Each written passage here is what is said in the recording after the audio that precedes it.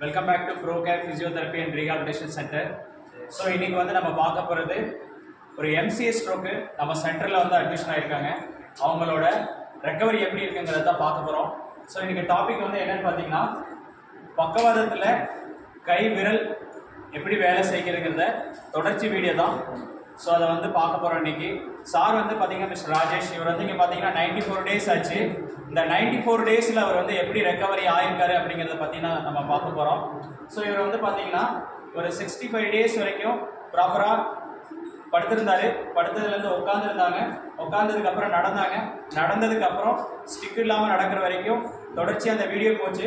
அதுக்கப்புறம் பார்த்தீங்கன்னா 65வது நாளில் இருந்து இப்போ 90வது நாள் வரைக்கும் பெருசாக ஒன்றும் பண்ணல. ஸோ இந்த 90வது நாள்லேருந்து இவர் என்ன ரீச் பண்ணியிருக்காரு அப்படிங்கிறது தான் பார்க்க போகிறோம். ஸோ இந்த எம்சிஎஸ் ஸ்ட்ரோக்கில் வந்து கை வராது அப்படின்னு நினச்சிட்டு நிறைய பேர் இருக்காங்க. கண்டிப்பாக வரும். ஸோ அப்படி வர்றதுக்கு வந்து என்னென்னா, முக்கியமான ஃபிசியோதெரப்பி பயிற்சிகள் ஒரு முக்கிய காரணம். அதை எப்படி ப்ராப்பராக பண்ணணும், அதோட ப்ரோட்டோக்கால் என்ன அப்படிங்கிறத பற்றி தான் இன்றைக்கி நம்ம பார்க்க போகிறோம்.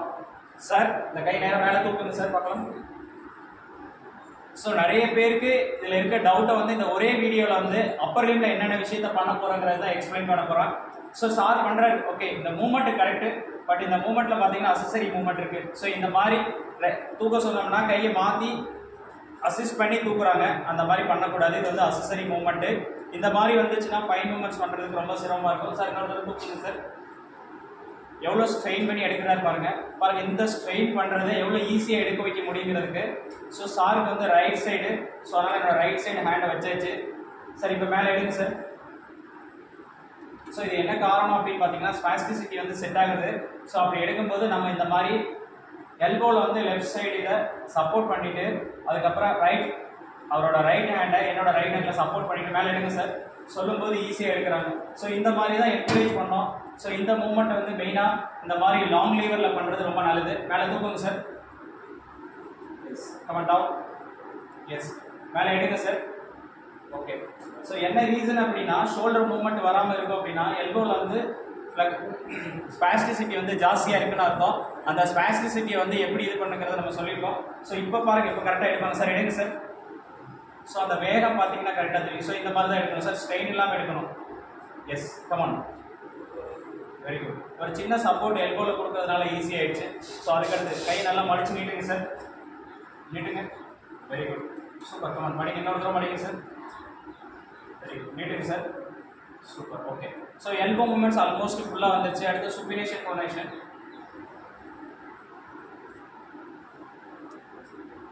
கையை உள்ள வெளியே திருப்புங்க சார். அப்படியே வச்சு உள்ளார வெளியே, வெளியில். Very good. உள்ளார வெளியில். ஸோ சார் வந்து பார்த்தீங்கன்னா ஸ்பாஸ்டிக்காக இருக்கனால ரொம்ப கஷ்டப்பட்டு செய்கிறாங்க. பட் இந்த ஃபஸ்ட்டு ஸ்டார்ட் பண்ணும்போது கஷ்டப்பட்டு தான் பண்ண முடியும். நல்லா ப்ராக்டிஸ் பண்ண தான் ஈஸியாக வர ஆரம்பிக்கும். Yes sir, come on. நல்லா திருப்புங்க சார். இன்னொரு தடவை கொஞ்சம் நல்லா வெளியில் திருப்புங்க சார். உள்ளார வெளியில். Very good. So சுப்பினேஷன் pronation almost வந்தாச்சு. சின்ன ஸ்பாஸ்டிசிட்டி இருக்குது, அதை கரெக்ஷன் பண்ணணும். அதுக்கப்புறம் ரிஸ்ட் மூமெண்ட்டு கீழே மேலே அசைங்க சார். கீழே நல்லா மேலே. ஸோ ரிஸ்ட் மூமெண்ட்டுமே பார்த்தீங்கன்னா ஆல்மோஸ்ட் ஒரு 75 to 80% இம்ப்ரூவ் ஆயாச்சு. So very good. கீழே சார். மேலே. Very good. கீழே. ஓகே. ஸோ இது வரைக்கும் எல்லாமே வந்தாச்சு. இதுக்கப்புறம் இருக்கக்கூடிய மூமெண்ட்ஸ் தான் ஃபைன் மூமெண்ட்ஸ். இதை பற்றி நம்ம நிறைய வீடியோஸ் போட்டிருக்கோம். சாருக்கு இந்த ஃபைன் மூமெண்ட்ஸ் வந்து எப்படி ரீச் பண்ணியிருக்குங்கிறத ஒரு 4 விதமான இதை நம்ம பண்ணியிருக்கோம். அது என்னங்கிறத கடைசியில் சொல்ல போகிறோம். ஸோ அதுக்கப்புறம் பார்த்தீங்கன்னா தப் மூமெண்ட்ஸ். ஸோ நம்ம எப்போ பண்ணாலும் இந்த மாதிரி ஒரு நல்லா ஸ்ட்ரெச் பண்ணிட்டோம்னா ஃபிங்கர்ஸ் நல்லா ஃப்ரீ ஆகிடும். ஃப்ரீ ஆனதுக்கப்புறம் சார் தம் மேலே எடுங்க சார். கீழே தள்ளுங்க சார். மேலே எடுங்க சார். கீழேங்க. மேலே எடுங்க சார். Very good. கீழேங்க. மேலேங்க. ஸோ தம் மூமெண்ட்டுமே ஆல்மோஸ்ட் வந்தாச்சு. ஸோ அடுத்து பார்த்தீங்கன்னா கை நல்லா மடித்து விரிங்க சார். மடிங்க. விரிங்க. நல்லா மடிங்க. விரிங்க. Very good. ஸோ இந்த மாதிரி இந்த இடத்துல தான் கொஞ்சம் ப்ராப்ளம் இருக்கும். இந்த மாதிரி ஒரு சிலருக்கு தான் இருக்கும். இந்த இடத்துல மூமெண்ட் வர்றதை நிறைய பேர் மாட்டிக்குவாங்க.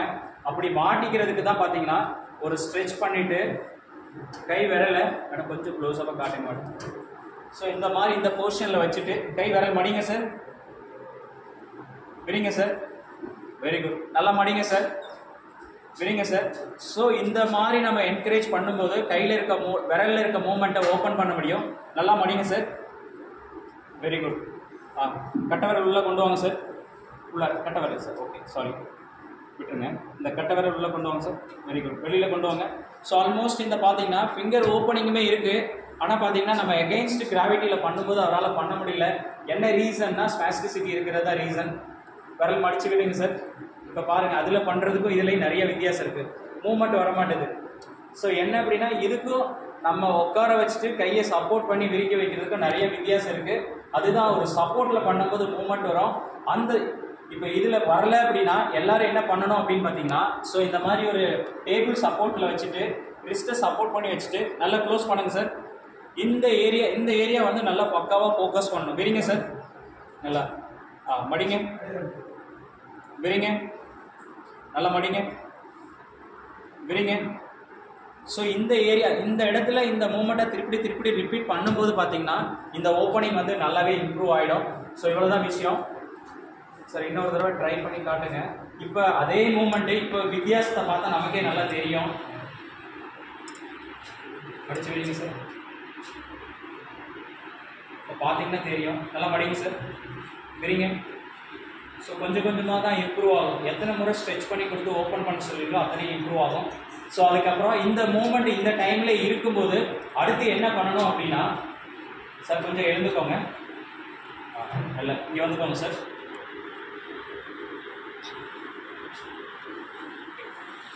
ஸோ இந்த மாதிரி ஒரு ஆப்ஜெக்ட் வச்சுட்டு ஸோ ஃபைன் மூமெண்ட்ஸ் வந்து நல்லா ஓப்பனிங் பண்ணணும். சாப்பிட்றதுக்கு நல்லா, இது ரைட் ஹேண்ட், ஸோ அதனால் சாப்பிட்றதுக்கு எல்லாமே என்கரேஜ் பண்ணுறதுக்கு அடுத்த ஸ்டெப் போகணும். இந்த மாதிரி ஒரு ஆப்ஜெக்ட் நல்லா வச்சுட்டு நல்லா ஸ்ட்ரெச் பண்ணி கொடுத்துட்டு, சார் இதை எடுங்க சார், அவசரப்படாமல் எடுக்கணும். எடுத்துட்டு போடுங்க சார், என் கையில் போடுங்க, எடுத்துட்டு என் கையில் போடுங்க. எஸ், இதுதான் பரவாயில்ல, வெரி குட், சூப்பர். இன்னொரு தடவை எடுங்க சார். நிதானமா, வெரி குட். ஸோ பார்த்தீங்கன்னா ஃபிங்கர் ஓப்பனிங் அவ்வளோ பெருசாக இல்லை, ஆனால் அவங்களால ஆப்ஜெக்ட் எடுக்க முடியுது.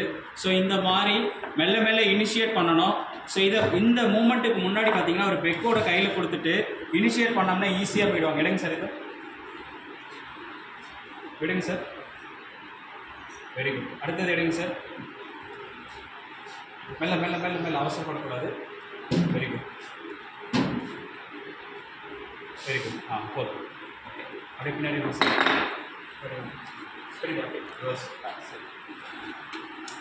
அப்படியே உட்காந்து. ஸோ இப்போ இந்த மூமெண்ட் வந்ததுக்கப்புறம் ஓப்பனிங் ஆரம்பிச்சிட்டாங்க. ஸோ ஃபைன் மூமெண்ட்ஸில் வந்து அடுத்து ரைட் ஹேண்டில் வந்து பார்த்தீங்கன்னா நம்ம சாப்பிட்றதுக்கு என்கரேஜ் பண்ணோம். எதுக்கு மெயினாக இந்த மாதிரி ஆப்ஜெக்ட் காட்டுறோம் அப்படின்னா, இப்போ இதில் எடுக்க ஆரம்பிச்சிட்டாங்க அப்படின்னா இந்த இதுக்குள்ள பாக்ஸ், இந்த இதில் வந்து பார்த்தீங்கன்னா பைப், இது ஆக்சுவலாக இது ஒரு பைப்பு கனெக்டர். ஸோ இதில் வந்து பார்த்தீங்கன்னா நம்ம ஒரு கேண்டில் இல்லாட்டி ஏதாவது ஒரு ஃபுல்லாக இதை கவர் பண்ணிவிட்டு ஒரு ஸ்பூனை கையில் கொடுத்துட்டு ஸோ சப்போர்ட் பண்ணிவிட்டு இந்த மாதிரி இதை வச்சு சொல்லிவிட்டு எடுத்து சாப்பிட்ற மாதிரி ட்ரை பண்ணுங்க சார். இந்த மாதிரி அடுத்து இனிஷியேட் பண்ணி கீழே கொண்டு வாங்க சார், கொண்டு வாங்க சார், கொண்டு வாங்க, மேலே கொண்டு வாங்க, சாப்பிட்ற மாதிரி. Very good. ஸோ இந்த மாதிரி இனிஷியேட் பண்ணும்போது என்னன்னா மிச்சம் இருக்கிற எக்ஸ்டென்ஷன் நல்லா இம்ப்ரூவ் ஆகும், ஃப்ளெக்ஸாக வந்து நல்லா இம்ப்ரூவ் ஆகும், க்ரிப் மூமெண்ட்ஸ் வந்து நல்லா இம்ப்ரூவ் ஆகிறதுக்கு ஹெல்ப்ஃபுல்லாக இருக்கும். சப்போஸ் ஸோ இந்த பார்த்தீங்கன்னா இந்த 90 டேஸில் ஆல்மோஸ்ட் ஒரு 75% ஆஃப் மூவ்மெண்ட் எல்லாமே ரீச் பண்ணிட்டோம்.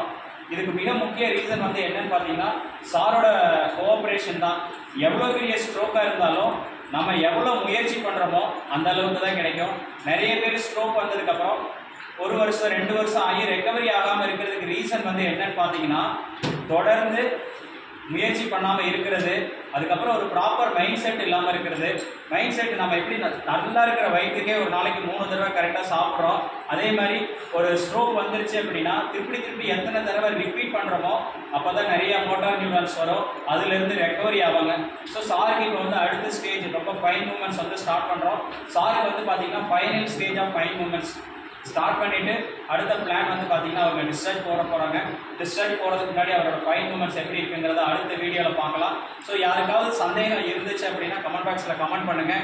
இதே மாதிரி எதுக்கு இந்த மாதிரி வீடியோஸ் வந்து நம்ம அப்டேட் பண்ணுறோம் அப்படின்னு பார்த்தீங்கன்னா கிராமத்துல நிறைய ஏழை எளிய மக்கள் பக்கவாதம் வந்ததுக்கு அப்புறம் முடங்கி போயிடுறாங்க. நாட்டோட பொருளாதாரம் மட்டும் கிடையாது, குடும்ப சூழ்நிலையும் ரொம்ப பாதிச்சு முடங்கி கிடந்துடுறாங்க. இனிமேல் இந்த மாதிரி ஒரு பக்கவாதம் வராம இருக்கணும் அப்படிங்கிறதுக்காக நிறைய வீடியோஸ் அவேர்னஸ் ஹெல்த் எஜுகேஷன் பண்ணிட்டு இருக்கோம். ஸோ இந்த வீடியோ உங்களுக்கு உபயோகமா இருந்துச்சுன்னா உங்க ஃப்ரெண்ட்ஸ் நண்பர் எல்லாத்துக்கும் ஷேர் பண்ணுங்க. தேங்க்ஸ் ஃபார் வாட்சிங். தேங்க்யூ.